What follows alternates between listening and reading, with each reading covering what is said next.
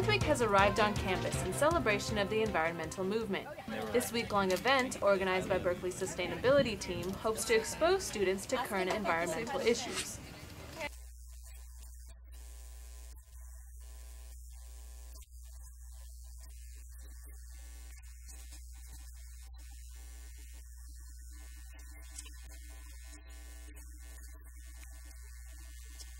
But when these tables are taken down and Earth Week signs put away, are Berkeley students still adamant about the environment's well-being?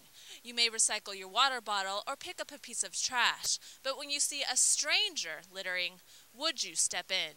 We had actors deliberately litter on campus, and with hidden cameras, we saw how people reacted to this littering fiend. Many people stared to take in this bizarre scene, and still others, such as this man, took a double take to make sense of the situation. We had Matthew Feinberg, a graduate student of the psychology department, watch some of the footage and discuss reasons behind these human reactions. Society dictates certain norms that we follow, and one of them, I believe, has become very much a norm, is don't litter. And it's been equated with, I would say, most people's sense of morality, such that people that litter are actually behaving in an immoral way. But if this is a social transgression, why did people ignore it and just walk away? He said he was going to clean it up, so I assumed that was going to be all right. I just would sort of think it's an isolated incident. Like if I saw trash around all the time, maybe I'd do something about it. But if it was just one thing, I just let it go. I think in the back of their minds they said, oh, he will clean it up. He will clean it up, because that's what they would do. And when he didn't, they were shocked.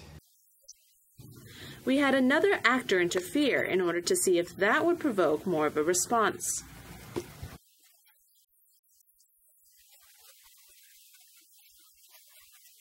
The research has shown that as soon as one person takes action, that's kind of like a tipping point where everybody starts to take action, because the ambiguity of the situation starts to decline or disappear entirely. I tend to keep my nose out of other people's business, just because if you present a threat to somebody, they can come back and, you never know what's going to happen. Violence in general is salient on people's minds, especially if they watch the news or read the newspaper, because though it's not necessarily the case that everybody that's littering is also a violent criminal, the news kind of portrays it as such. I got my own things to do, and I'm not going to stop and start a fight or anything. This particular passerby had a different take on the situation.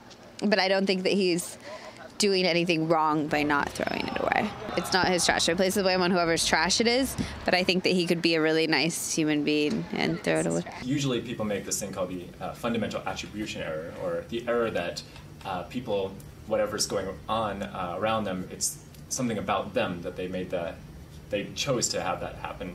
In this case, he chose to litter. She actually made the opposite case, where she immediately said, oh, it's probably not his trash, which is actually pretty surprising and unusual. And what about children? These kids blatantly stare at the actor for some time, but never say anything. But the smaller children are more vocal.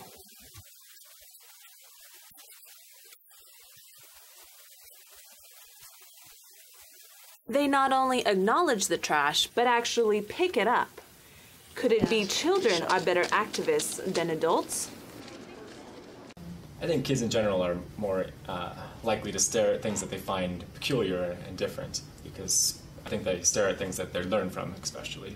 They pay attention to things that are new to them because they want to learn and develop a mental schema for how the world works in general, but also how they should behave and how other people behave in situations that they're not accustomed to.